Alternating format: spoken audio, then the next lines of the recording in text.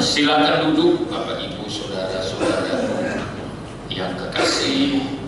Saya mengucapkan selamat hari Minggu. Salam sejahtera buat kita sekalian ya. Shalom. Shalom. Anugerah pertolongan Tuhan ini yang memampukan saya dan saudara boleh berada senantiasa dalam ibadah dan pelayanan pada sore hari ini. Saya masih tetap mengajak jemaat Tuhan untuk memperhatikan zaman ini. Orang yang bijaksana harus mampu paham kondisi zaman ini. Ya, saya sudah berkali-kali mengajak jemaat Tuhan bahwa kita sedang menuju zaman di mana kita akan berhadapan dengan namanya permulaan penderitaan. Saya sudah berkali-kali menekankan kenapa Tuhan harus membawa kita ke zaman permulaan penderitaan. Ya, ternyata Alkitab memberikan jawaban lewat penderitaanlah perjalanan hidup saya dan hidup saudara akan disucikan, dimurnikan, dan diuji. Jadi saudara, Tuhan bawa kita berjalan dalam permulaan penderitaan. Ada tujuan penting yang mau Tuhan kerjakan. Ya, sebagaimana saya sudah sampaikan, Yesus pun ya disempurnakan lewat penderitaan. Ya, itu Ibrani pasal 2 ayat yang ke-10. Ya. Jadi Tuhan Yesus saja juga disempurnakan lewat penderitaan. Ya. Oleh sebab itu saudara, tentu kenapa harus masuk dalam penderitaan? Supaya saya dan saudara dilatih, dipersiapkan agar tidak masuk ke dalam puncak penderitaan. Ya. Supaya saudara tidak masuk ke dalam puncak penderitaan. Ya. Tadi pagi saya katakan di gereja kita, suka atau tidak suka, setan dan antikris ya akan bekerja dengan sangat-sangat kuat ya untuk mencaplok seluruh dunia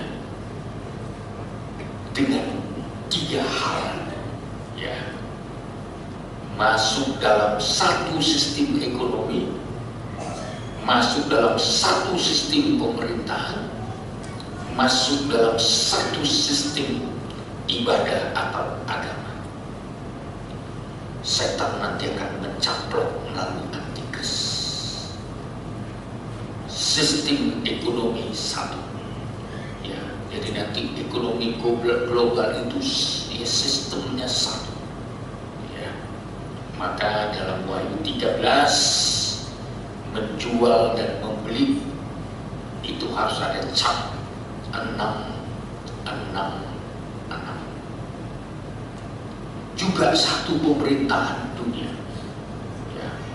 Makanya setan mencoba menghancurkan ya dunia ini ya. Tentu saudara, dengan adanya perang bangsa melawan bangsa akan bangkit, tentu di balik layar ada yang diinginkan iblis supaya tercipta satu pemerintahan dunia. Ya, sekarang kan semua ya berlomba, ya, tapi nanti satu kali setan antikris akan memegang satu pemerintahan dunia. Siapa yang tidak tunduk kepada antikris, ya, pasti dilenyapkan saudara. Ya. Sampai juga nanti satu ibadah. Ya.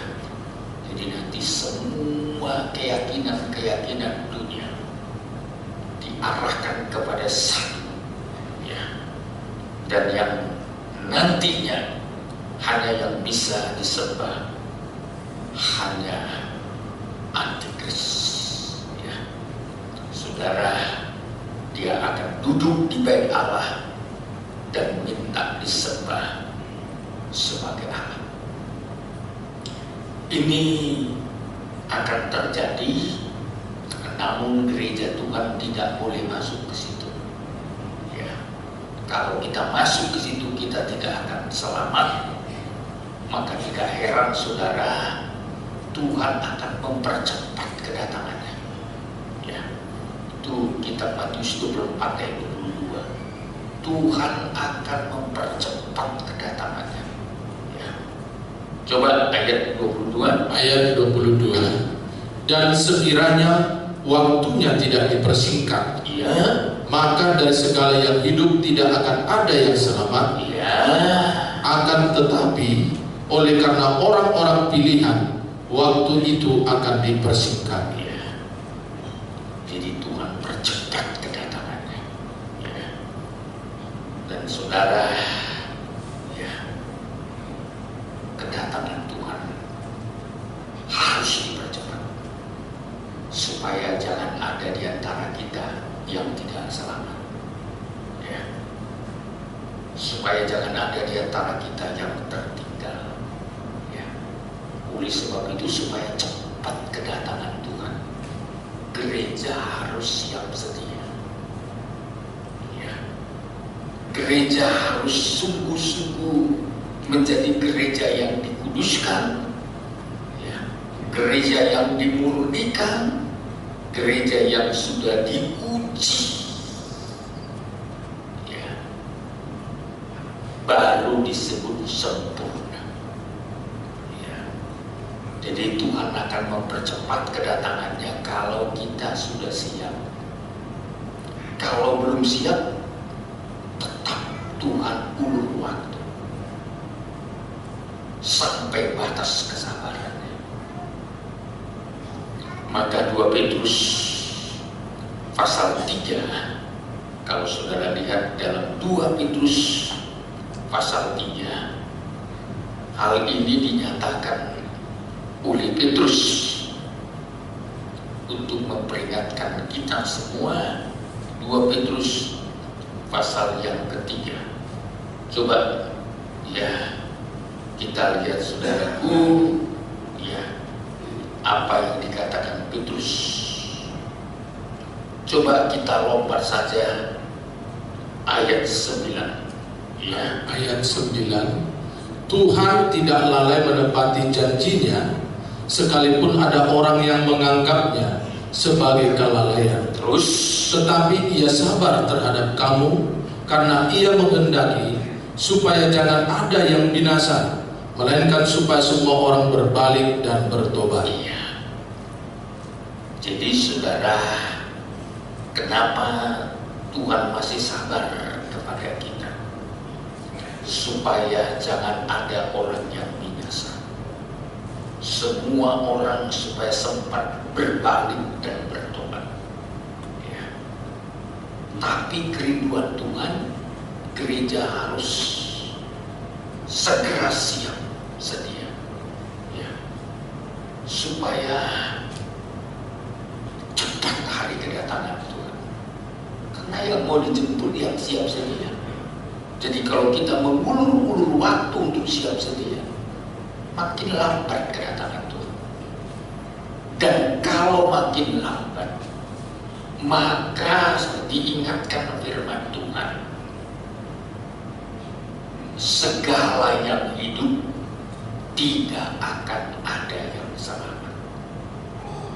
Kalau saudara tertinggal terus-menerus mengulur waktu, ayat 22 tadi dikatakan segala yang hidup, ya. Maka dari segala yang hidup tidak akan ada yang selamat. Ya. Kenapa? Karena gak siap menyambut kedatangan Tuhan. Ya. Oleh sebab itu percepatlah kesiapan saudara. Ya. Maka di 2 Petrus pasal yang ketiga, kembali dulu kita lihat ayat 14. Ayat 14. Sebab itu saudara-saudaraku yang kekasih, sambil menantikan semuanya ini, kamu harus berusaha supaya kamu kedapatan tak bercacat dan tak bernoda di hadapannya dalam perdamaian dengan Dia. Iya. Kenapa? Apa tujuannya saya dan saudara harus sudah tidak bercacat dan bercelah? Berarti tujuannya supaya kita siap menyambut kedatangan Tuhan. Sebab di dalam ayat 11 sampai 12, ayat 11 sampai 12, ya. Jadi jika segala sesuatu ini akan hancur secara demikian, Ya. betapa suci dan salehnya kamu harus hidup. Harus hidup. Orang yang suci dan saleh mendapat kemurahan harus hidup.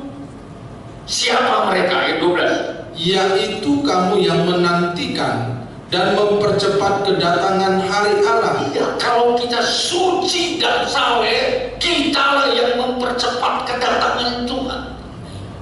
Tapi kalau kita bermain-main, berlambat-lambat, tidak siap sedia, kita memperlambat kedatangan Tuhan.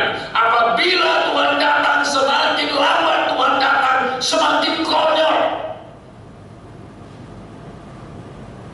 Kalau bisa, saat kondisi rohani kita lagi baik, lagi semangat, lagi hidup suci, lagi hidup berkenan, lagi beribadah, Tuhan Yesus datang.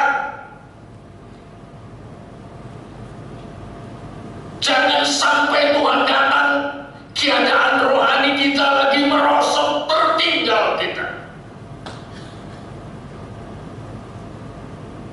Saya mau katakan, hari-hari ini perjuangan untuk meningkat secara rohani ini bukan murahan.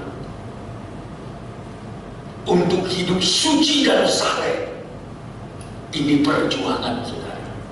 Ya, lihat di mana-mana di dunia ini dinginnya orang secara rohani,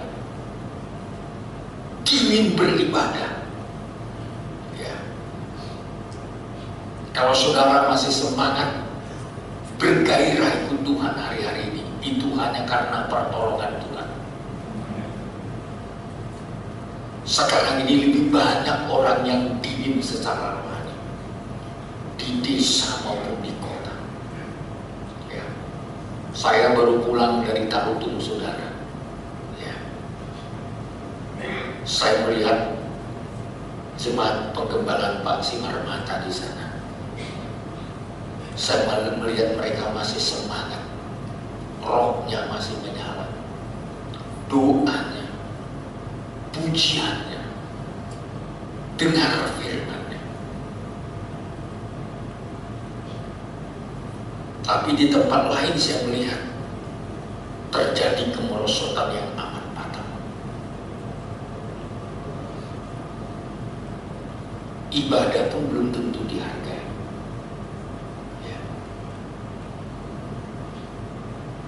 Masa-masa sukar bukan malah mencari Tuhan, bukan malah mengandalkan Tuhan, bukan berseru kepada Tuhan.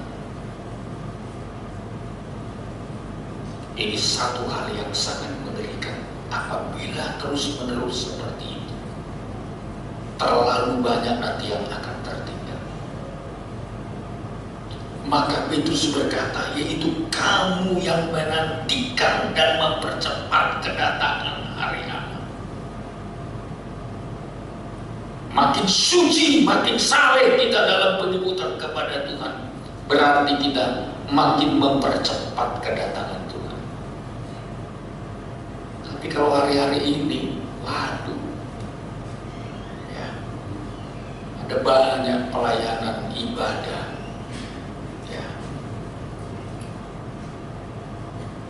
didorong-dorong pun nggak mau maju, didorong atau didorong. Ya. Segala macam dorongan. Ya. Belum tentu orang respon bereaksi positif dalam mempersiapkan diri menyambut kedatangan Tuhan. Oleh sebab itu saya masih tekankan betapa pentingnya kita memahami permulaan penderitaan supaya kita manfaatkan kesempatan ini, kesempatan terakhir untuk mempersiapkan hidup kita. Sebab kesempatan itu tidak selalu ada. Minggu yang lalu Pastor Ligido berkhotbah di gereja kita di Balwai. Ada orang yang memanfaatkan kesempatan, ada orang yang tidak mau mengambil kesempatan. Ya. Kalau saudara memanfaatkan kesempatan ini, berarti saudara anugerah Tuhan yang sangat luar biasa. Kenapa penting kita berada pada kesempatan ini? Ya, saya lihat semua ada batasnya. Batas kesabaran Tuhan ada. Batas kesabaran Tuhan terhadap Nuh dan angkatan-angkatannya. Batasnya cuma 120 tahun. Andai kata dalam tempo 120 tahun mereka tidak mau bertobat, tidak mau mempersiapkan diri, habis kesempatan. Tapi kita kagum dengan Nuh. Dia bersama anak-anaknya, menantunya, dan istrinya memanfaatkan kesempatan itu membangun bahtera yang diperintahkan Tuhan. Mereka memanfaatkan kesempatan, lalu Tuhan memerintahkan Nuh untuk masuk ke dalam bahtera itu. Lalu pintu ditutup, air bah datang menenggelamkan manusia pada zaman itu. Begitu juga kesempatan bagi Lot. Tidak banyak waktu, maka Lot disuruh lari dari Sodom dan Gomora. Larikanlah dirimu, selamatkanlah nyawamu. Itu perintah Tuhan kepada Lot. Sebab api dan belerang sudah siap untuk ditumpahkan membinasakan Sodom dan Gomora. Anda tahu saudara, ketika Lot dan istrinya berlambat-lambat, Tuhan tarik tangan mereka. Tangan Lot, tangan istri Lot, tangan anak-anak Lot ditarik oleh malaikat Tuhan.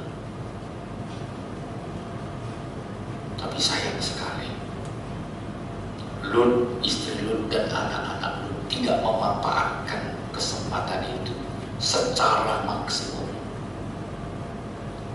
Habis dilepaskan Tuhan, mereka tidak terus melanjutkan dengan berlari.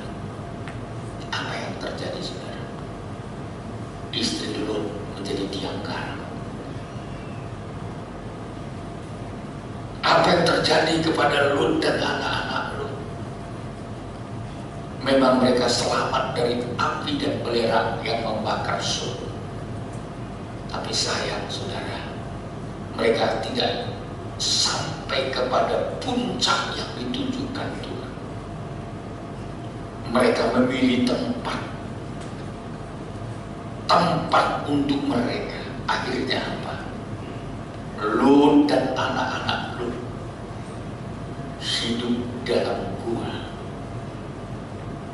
Tidak ada yang lain lagi kecuali mereka, Lut dan putri-putrinya.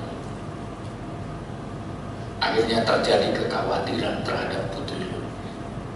Kalau begini bagaimana nasib kami nanti? Nasib generasi kami yang akan datang. Kenapa? Kalau mereka tetap di dalam gua itu, mereka tidak akan pernah menikah, tidak akan pernah dapat suami, dan melanjutkan keturunan mereka. Lalu putri Lut membuat ayahnya mabuk, dengan tujuan supaya ada garis keturunan yang dilanjutkan. Sukses mereka membuat ayah mereka mabuk, dan satu persatu mereka dihampiri oleh Lut, dan kedua-duanya mengandung. Ya. Secara lahiriah mereka bisa mengandung, tapi Anda tahu, keturunan Lut dicoret sama Tuhan. Amon dan Moab itu adalah keturunan Lut lewat putrinya. Tidak diberi kesempatan untuk masuk menjadi jemaat. Dihapus. Karena apa? Karena kelahiran mereka tidak seizin Tuhan. Saudara, bukan tidak ada kesempatan. Ada kesempatan.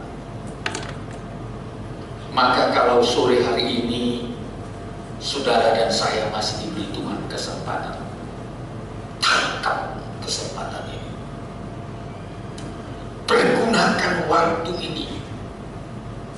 Dan saya mau katakan, permulaan penderitaan menjadi proses terakhir untuk mempersiapkan gereja Tuhan menjadi sidang mempelai Tuhan. Proses terakhir untuk mempersiapkan kita semua siap untuk menyongsong kedatangan Tuhan. Karena Injil Lukas 21 dan Matius 24 mengatakan ini belum kesudahannya. Jadi permulaan penderitaan belum akhir dari perjalanan hidup, belum. Tapi proses terakhir untuk mempersiapkan saya dan saudara dalam menyongsong kedatangan Tuhan. Namun di proses terakhir ini berat. Ya. Berat. Ibarat sebuah pertandingan. Di proses terakhir itu lebih berat. Kalau orang lomba lari menjelang garis finish itu lebih berat. Pertandingan apapun itu namanya, kalau menjelang garis finish itu akan mengerahkan seluruh kekuatan, mengerahkan seluruh kemampuan, biar keluar sebagai pemenang. Cuma lihat orang petinju aja kalau udah ronde terakhir katanya, padahal ya sudah ngos-ngosan, gak ada lagi tenaganya meninju, masih juga. Sebab penentu menang atau kalah adalah di ronde terakhir. Ya. Maka saudara, di proses terakhir ini juga maka kita perlu diperingatkan Tuhan. Kenapa sampai dicatat permulaan penderitaan? Bukan untuk menakut-nakuti kita, supaya kita sadar proses terakhir ini proses yang harus dimanfaatkan.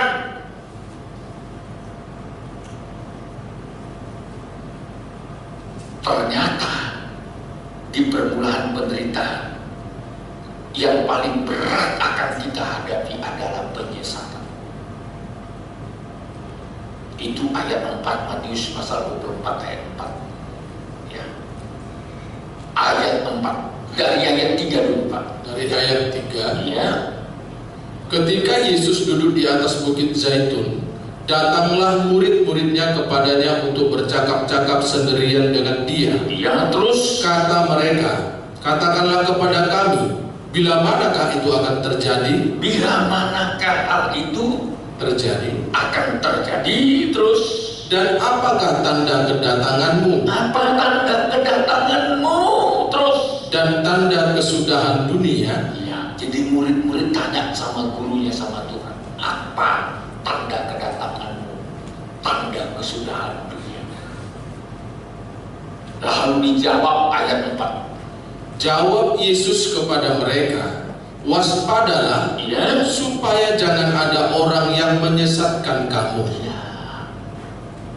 Jadi yang paling utama diingatkan Tuhan bagi murid-muridnya, waspadalah supaya jangan ada orang yang menyesatkan kamu.